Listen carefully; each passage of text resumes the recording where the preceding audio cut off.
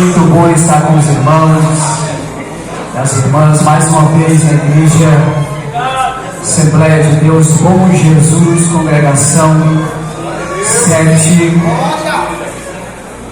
Desde já eu quero agradecer a oportunidade e também o convite ao nosso amado irmão conhecido Davi, que sempre lembra da nossa pessoa e é uma bênção do Senhor. Estou feliz de ver o Adriano. Deus abençoe essa banda também abençoada. É um prazer poder conhecer nosso amado irmão cantor Bismarques Araújo com seu vozeirão, realmente o ministro do Senhor. Falo isso para a glória de Deus. Não é pecado reconhecer o talento e a habilidade e o dom na vida de uma pessoa. Agradeço o pastor local, pastor Célio, também a minha esposa que sempre me acompanha nas minhas pregações, 17 anos de casado, caminhando aí para os 30 de outubro. Vamos chegar lá.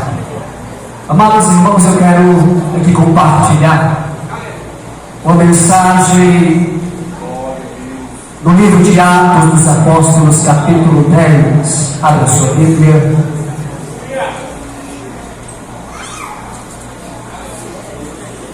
Livro de Atos dos Apóstolos, capítulo 10, a partir do versículo de número 1 até o verso 4.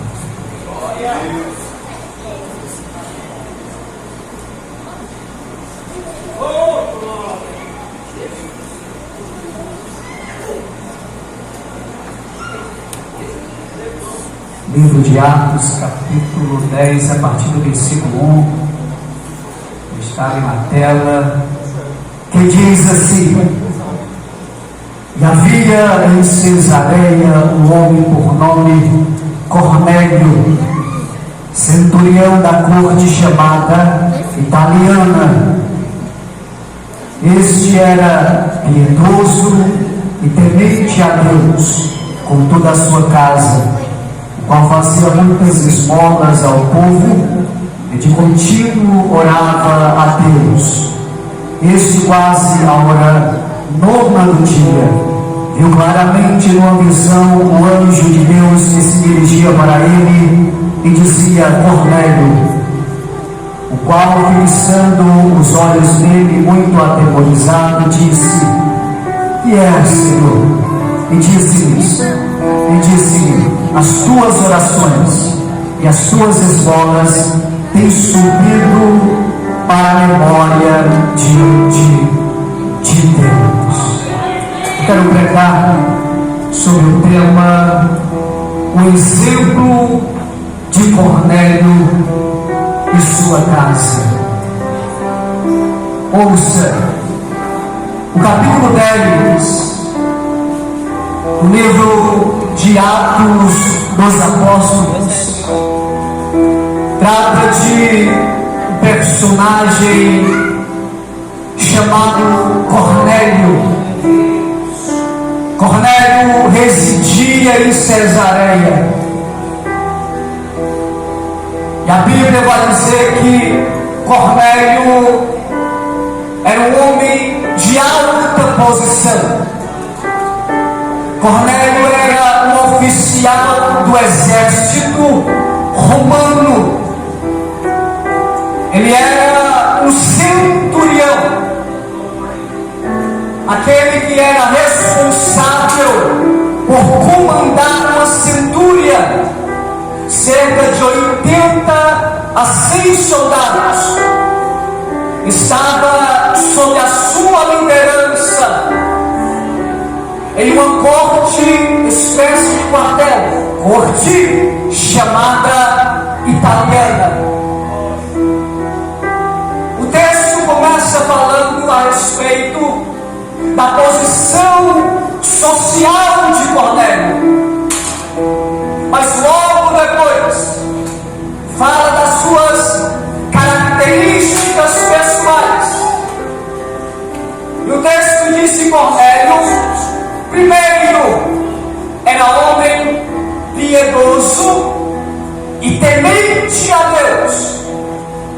Temente em que sentido? Porque Cornélio não era um crente salvo, ele era o religioso, mas mesmo sendo religioso, ele tinha um grande apreço e respeito por Deus.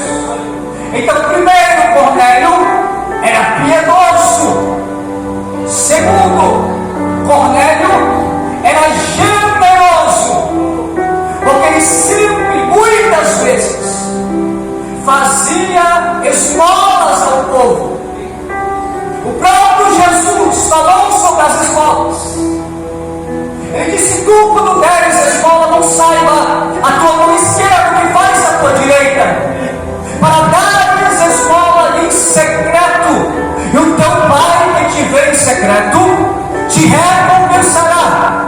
É bem verdade que hoje, até para ajudar alguém, a gente precisa ter prudência, porque tem muitos que se gajam de necessitado para arrancar o dinheiro do nosso bolso e assim alimentar o seu próprio vício. Mas não são desses que Jesus está falando. Ele está falando dos necessitados. É por isso que a obra social na igreja e na obra do Senhor é de suma importância, porque além de ajudar o próximo, ainda produz em nós uma virtude chamada generosidade. Cornélio, primeiro, era piedoso. Segundo, era generoso. E terceiro, era homem de oração. Porque o texto vai dizer que de contínuo orava a Deus.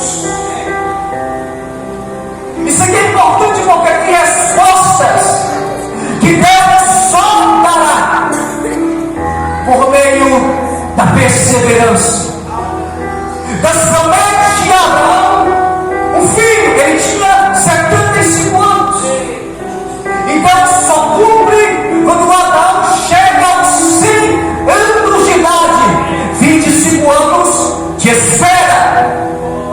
Deus promete a José, através dos sonhos, ele ser o governador sobre todo o Egito. Ele tinha 17 anos, e só aos 30 anos de idade Deus vai cumprir a sua promessa. 13 anos de espera. Isaac casa-se com Rebeca aos 40 anos de idade. Rebeca era estéril, não dava luz. Somente quando Isaac completa 60 anos, Deus então abre a madre de Rebeca e ela dá à luz a gêmeos.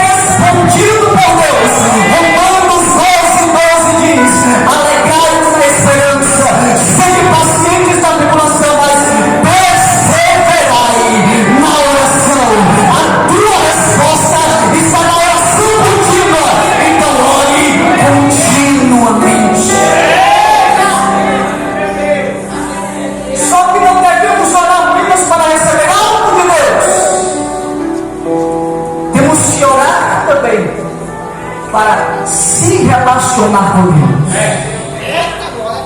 Isso fala de devocional. Quando a gente lembra de Davi, a gente lembra de Davi dar um bando gigante. A gente lembra de Davi tocando a harpa e o espírito mau que perturbava a saúde se retirava e ele se sentia aliviado.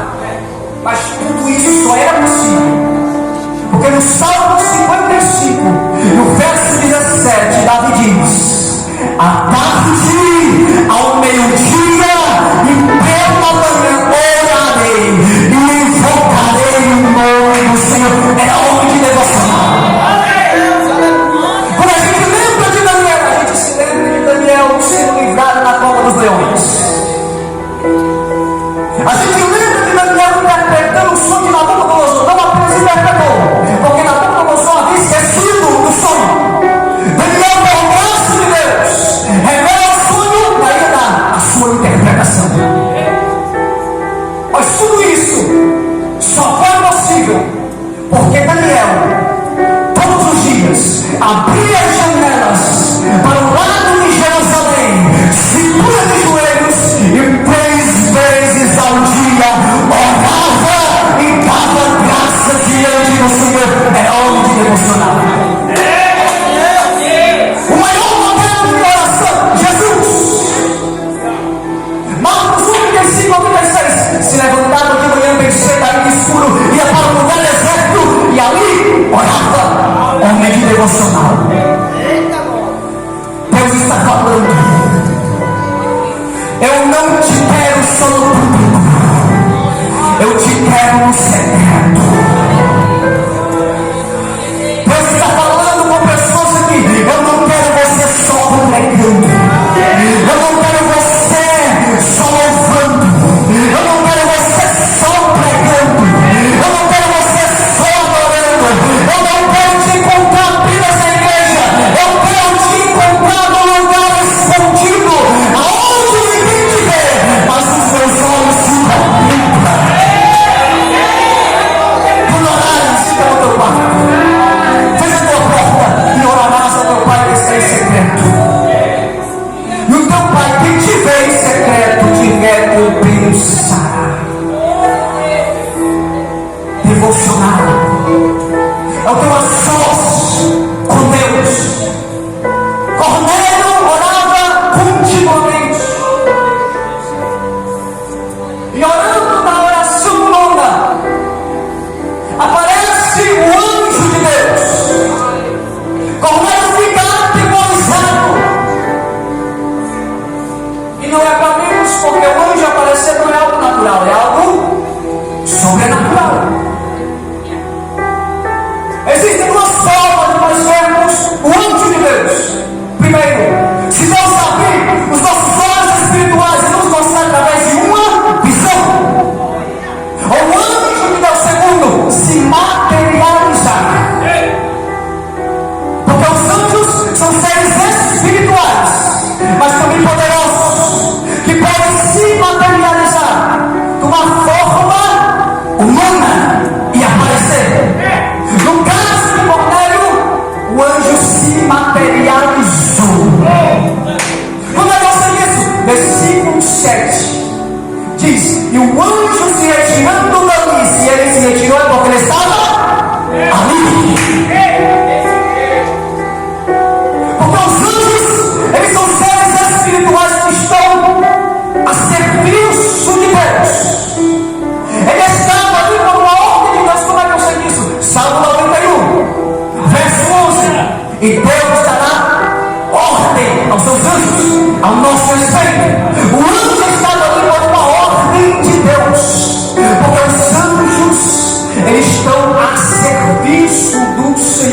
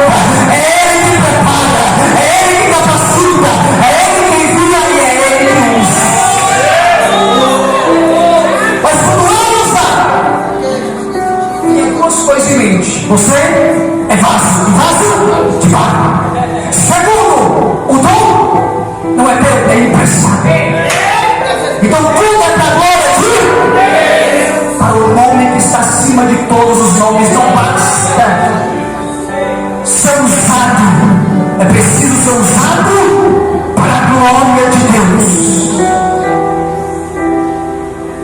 O anjo aparece, Cornélio todo trêmulo, e o anjo disse: Cornélio, ele disse: é isso aqui. As tuas orações e as tuas esmolas têm subido diante da memória de Deus. Olhe para cá, orações fala de palavras. Embora a gente possa fazer oração em espírito, mas a oração fala de palavras, esmola fala de obras. Sabe o que isso quer dizer? Deus está dizendo: eu não quero só as tuas palavras, eu também quero as tuas ações. A primeira coisa, Deus ele reage mais às nossas ações do que age pela soberania do seu poder. Vou repetir: Deus ele reage mais às nossas ações do que age pela soberania do seu poder. Ele reage mais do que age. Quer um exemplo? Vou dar para eles. Moisés, por que estamos ali? Diz as filhas de Israel: remaste, mas se houver um mar na frente. O que acontece? Estava importando o cajado, toca nas águas. Moisés tocou, agiu, o mar se abriu, Deus reagiu. Israel rodeia 13 vezes Jericó. Israel agiu, as muralhas vinham ao chão, Deus reagiu. Davi pega 5 pedras, mas atira apenas uma no gigante. Davi agiu, o gigante vai ao chão, Deus reagiu. Tem gente que estão esperando há dias, semanas, meses e anos, esperando o agir de Deus. E Deus está dizendo: é você que vai agir. E eu apenas vou reagir às tuas ações. Jesus estava diante do sepulcro de Lázaro. E ele disse: tirai a pedra. Marta disse: mas Senhor, já chega. Marta: não te disse, se creres, verás a glória de Deus. Tiraram a pedra. Jesus olha para o céu e vai fazer uma oração ao Pai. E ele diz: Pai, graças eu te dou por ter me ouvido. Jesus ele pede, mas agradece pelo milagre recebido. Graças te dou por ter me ouvido. Eu pensei que sempre se ouve, mas tenho dito isso por causa da multidão em redor, para que creiam que tu me enviaste. Tendo orado, Jesus diz: Lázaro, vem para fora. E o Espírito de vida vem sobre ele, e Lázaro ressuscita. Entendeu? Jesus está dizendo: o tirar a pedra é com vocês, mas o ressuscitar é comigo. O tirar a pedra é com vocês, o santificar é com vocês, o obedecer é com vocês, o vigiar é com vocês, o consagrar é com vocês, ajudar o próximo é com vocês, mas o milagre, o sobrenatural, o extraordinário pode deixar.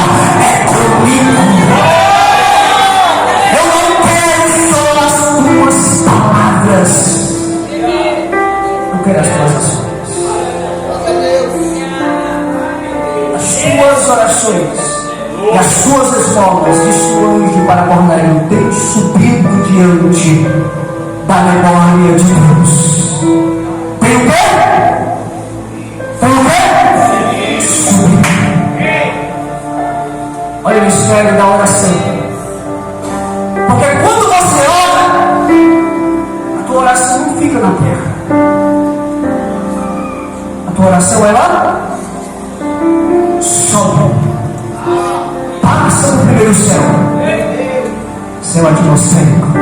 Segundo céu, céu cósmico. Chega até o terceiro céu. Adentra a sala do trono. E conforme Apocalipse capítulo 5, tem 4 seres viventes e 24 anciãos com salvas e taças de ouro cheias de incenso, que simboliza as orações dos santos.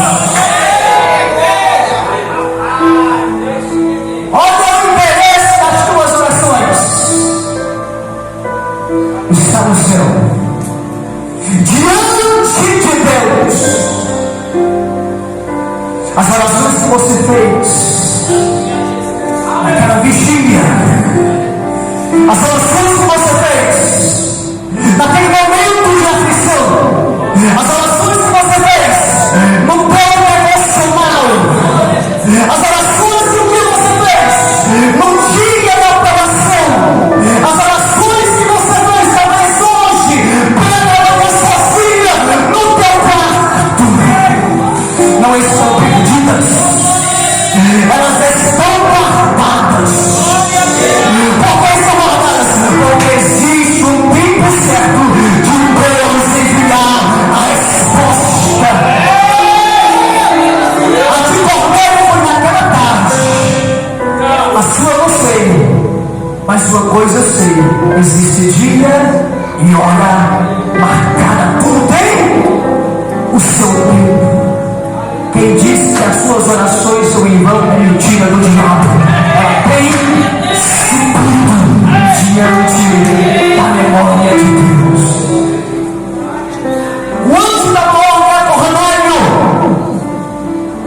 e diz: envia homens a Jope para buscar Simão Pedro. Ele está na casa de um certo homem chamado Simão Curtidor. O Simão estava na casa do Simão. Simão Pedro, Simão Curtidor. E ele te dirá o que te convém fazer. Quando o anjo se retira, Cornélio de prontidão chama 2 criados, um soldado piedoso, e envia a Jope. No dia seguinte, quando eles estão chegando em Cesareia,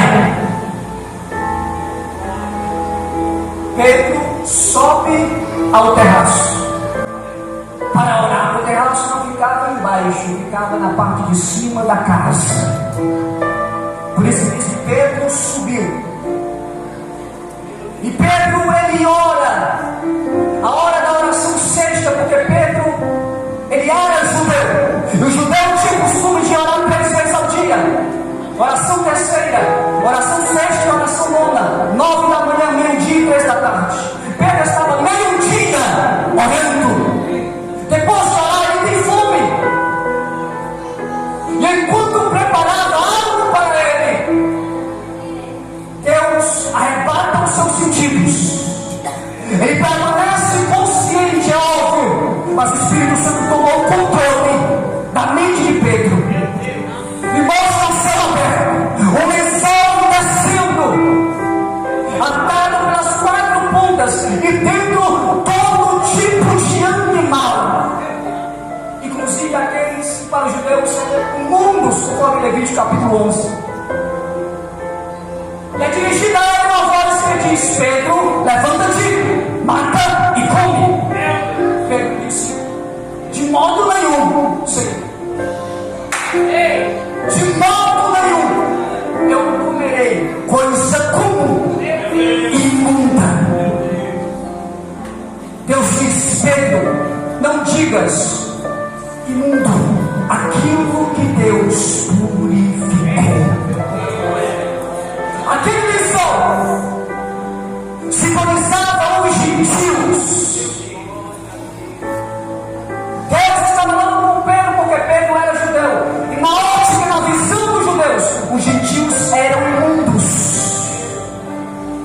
através daquela visão, eu estava dizendo: Pedro, não considere imundo aquilo que eu purifiquei. O sangue do meu filho vertido na cruz purifica de todo pecado, independente de ser judeu ou gentil, porque eu não faço acepção de pessoas. Olha o trabalhar de Deus. Deus fala, envia um anjo e fala com Cornélio, e depois Deus dá uma visão e fala com Pedro. Deus prepara o coração do pecador e depois prepara a mente do pregador. Pregador, Cornélio. Pregador, Pedro. Quando o lençol retorna, é recolhido ao céu, Pedro fica pensando na visão. Os homens chegam, a casa interessada. O Espírito Santo vai e diz: Pedro, tem 10 homens lá fora, levanta-te e vai com eles, porque eu os enviei. Pedro recebe, hospeda eles aquela noite, e no dia seguinte vai com eles. Olha só, a Bíblia diz que ele, chegando a Cesareia, Cornélio já havia convidado os seus parentes e amigos íntimos. Lembra do tema da pregação? O exemplo de Cornélio e sua casa. Olha para cá. Cornélio e toda a sua casa estavam à espera. Cornélio e toda a sua casa estavam reunidos só para ouvir a pregação de Pedro. Sabe por quê? Porque eles amavam a palavra. De nada adianta estar na igreja, ocupar o assento, erguer as mãos, louvar, participar da adoração, contribuir, se desprezar a palavra. É por isso que tem crentes que não têm firmeza, porque são ouvintes, mas não praticantes. É casa edificada na areia. Essa chuva corre os rios, sopra os ventos e combate contra aquela casa. Ela cai e grande é a sua queda. É a palavra de Deus que nos faz vencer. Jesus venceu o diabo no deserto como? Usando trechos da palavra. É a palavra que nos livra de pecar contra Deus. Escondi, guardei a tua palavra no meu coração para eu não pecar contra ti.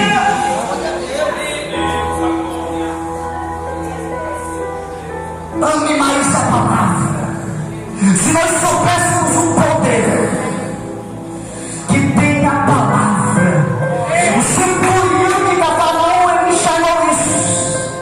Quando Jesus disse: eu irei na tua casa, ele disse: não precisa, eu não sou digno que entre debaixo do meu telhado, porque sou homem sob a autoridade e tenho soldados as minhas ordens. Diga a esse vai, ele vai. Diga para ele vem, ele vem. Diga ao cego faz isso, ele faz. Mas diz uma palavra. Tem pessoas aqui que estão precisando de mais oração, não está precisando de mais jejum, não está precisando de mais consagração, só está precisando de uma palavra liberada por Deus. Pedro, prega o evangelho. Estou terminando. E o Espírito Santo, antes dele terminar a pregação, o Espírito Santo cai sobre todos da casa. O que seria de nós, irmãos, se não fosse o Espírito Santo? O Espírito Santo que nos convenceu do pecado. O Espírito Santo que nos regenerou, que produziu em nós uma nova vida, que nos fez nascer de novo, que nos tornou uma nova criatura.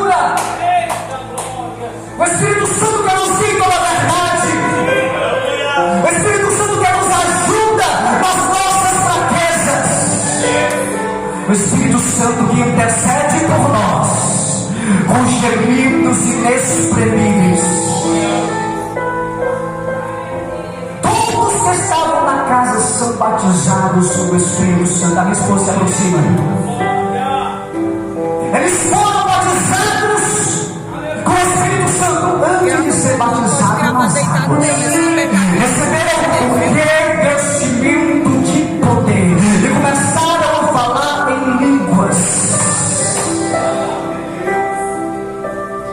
O revestimento de poder, ele é tão indispensável que Jesus havia dado ordem de pregarem o Evangelho a toda criatura. Mas depois ele dá a segunda ordem: ficarem em Jerusalém. Ou seja, antes de ir, vocês precisam ficar. Para quê? Para que do alto sejais revestidos de poder. Se coloque de pé. Porque o batismo com o Espírito Santo não é apenas para você estar dentro da igreja e falar em línguas. É para você ir para fora e falar de Jesus. Falar que Jesus salva. Falar que Jesus cura. Falar que Jesus batiza com o Espírito Santo e que breve voltará. Feche os seus olhos. Minhas lamparinas, Feche os seus olhos. estão acesas.